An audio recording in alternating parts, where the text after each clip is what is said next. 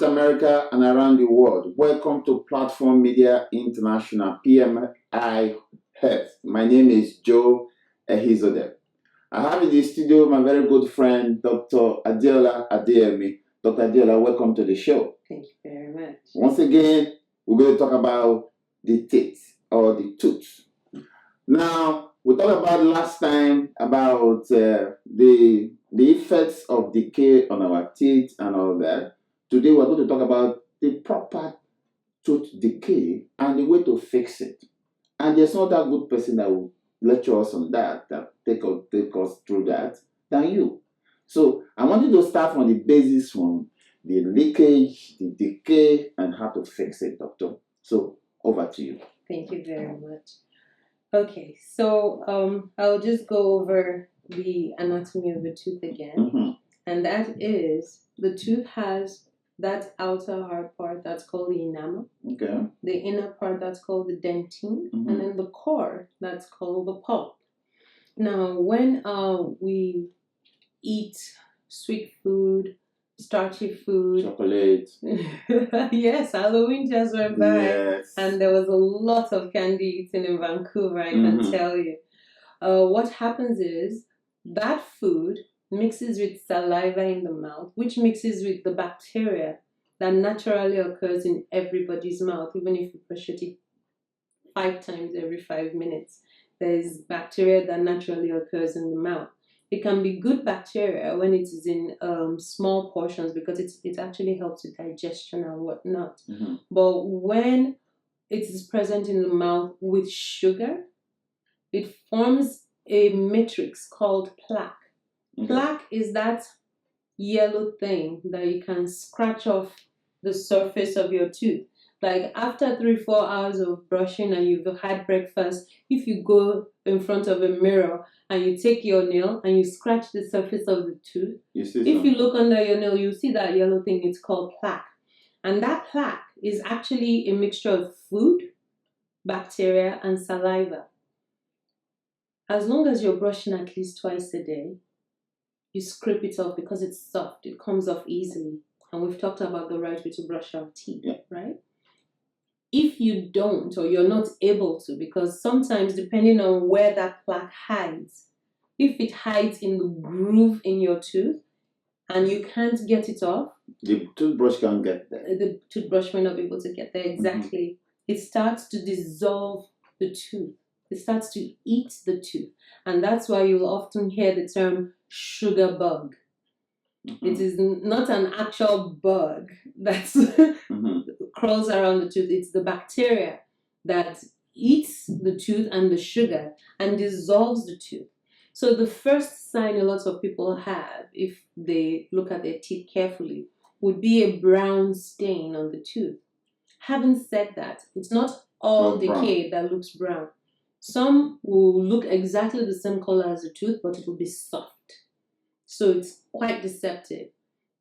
Now, when the decay starts from the top of the tooth, you get this pattern that's almost like a diamond, which means it starts small, spreads in the enamel, and when it gets into the dentine, you can see that wide layer of dentine that's affected, and then it starts tapering into like a cone as it heads towards the pulp. Exactly. So when it starts from the top, that's classic. When it starts from the side, however, it's different. It almost looks like 2 triangles on top of each other, which means it starts wide, tapers into a point until it hits the dentine, and then it widens up again, and then tapers into a point again. So that's usually how... Hold up, naturally. Which one is more dangerous and difficult to amend? Is it the one from the top or from the side? Thank you. So, when it occurs from the top, even though it usually starts off small, it doesn't take a long time to start seeing that spot on your tooth. When you look in the mirror, when you're smiling, someone may be able to see it and tell you, or you may be able to see it yourself. So that means you may get an earlier warning on what's happening when it starts from the top. But when it starts from the side, you can't see it because the teeth are side by side, which means it has all the time in the world to cause the damage that it wants to cause. And you look in your mouth, you still won't see what's going on because this is all you'll see.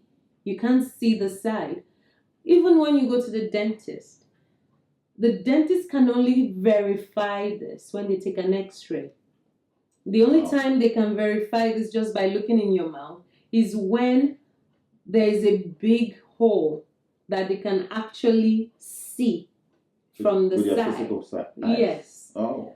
A lot of times, unless you take an x-ray, you don't even see this, which means the first idea that you may have that you have this cavity is when it's inside the pulp. And then instead of talking about repairing it with a filling, you're talking about a root canal. Okay, now you talk about the refilling. Look, sometimes when I'm very observant, when I look at people's teeth, it's not that I go about snooping around people's dentition, but I sometimes look at people's teeth when they open their mouth. I see silver stuff, I see golden stuff. Yes. Is that part of the refilling? Yes. So as you can imagine, once you have the decay, there's really no medication that will reverse this process. You have to go to the dentist. They have to use the drill to scoop out the part that's already decayed. They usually try to do this in a way that preserves as much tooth structure as possible, meaning they will take out only what needs to come out. Here's an example of what can be called silver fillings. It's actually an amalgamation of several metals, so it's also called silver amalgam. A lot of people don't like it because it also contains mercury, and there's enough evidence that says mercury in the body is not good for the body, obviously. So a lot of people are actually not tending towards these silver fillings anymore. Having said that, it has been used for years and years in dentistry, and it has been used successfully, and it continues to still be used. So how long does that filling last? Good question. That's a good question, because just because you've had a filling doesn't mean you can't have decay anymore. And that's news to a lot of people. They say, but I've had a filling on that tooth. Why do I still have a decay on the tooth? Well, you can have decay around the filling, and that's why it's a continuous process. Keeping the teeth clean and making sure you don't develop cavities. And also visit the dentist to reassess and assess and evaluate. Good nutrition, good oral hygiene habits, brushing your teeth, flossing. These are all the things you can do on your own to prevent having cavities. Okay. So another type of filling is what we call composite. So composite filling is like a plastic-like filling, and there are different types of composite, and it usually is bonded to the tooth. This silver filling is wedged into the tooth. The composite filling is bonded into the tooth. There's gold. There are a few other materials out there. There's glass ionomer. So many materials that can be used to fill the tooth. Yes, I take an interest, but we cannot have everything discussed today, Dr. Adeyemi. We're short of time, and process signaling that we're out of time. So perhaps I'll bring you back again, and sincerely thank you for coming to this program.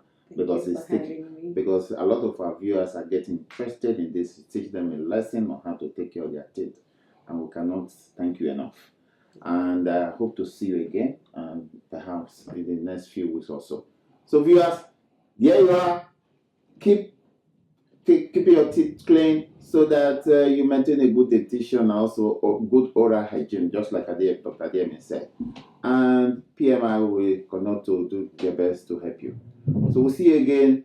Until we come back again, I will say have a good night, and I'll see you. Bye.